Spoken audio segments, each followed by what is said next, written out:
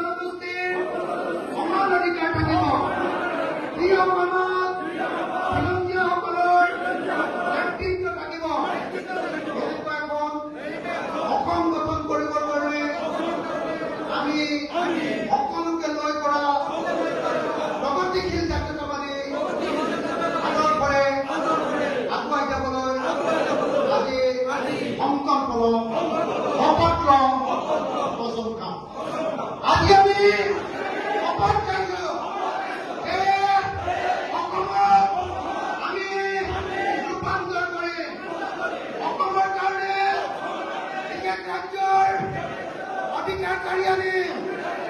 অসমৰ পৰা বৰ্ণবাদ নাইকিয়া কৰিম, সাম্প্ৰদায়িকতাবাদ নাইকিয়া কৰিম, বেছিবাদ নাইকিয়া কৰিম, সাম্প্ৰদায়িকতাবাদ নাইকিয়া কৰিম।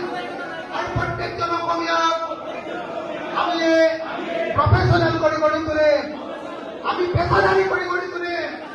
আমি প্ৰত্যেকজন অসমীয়াক সকলো সমাজে খেতি কৰাৰ ব্যৱস্থাৰ কাৰণে আগবঢ়াই লৈ যাওঁ।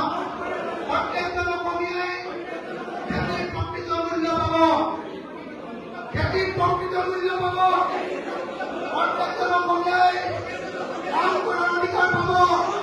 অসমত নিবনুৱা থাকিব, অসমৰ ব্যৱসায়, অসমৰ পথাৰ আৰু বজাৰ অসমৰ হাতলৈ আহিব। আৰু অসমৰ সকলো খনিজ সম্পদ, প্ৰাকৃতিক সম্পদ, অসমৰ সংস্কৃতি, অসমৰ ৱে অফ লাইফ, অসমৰ পানী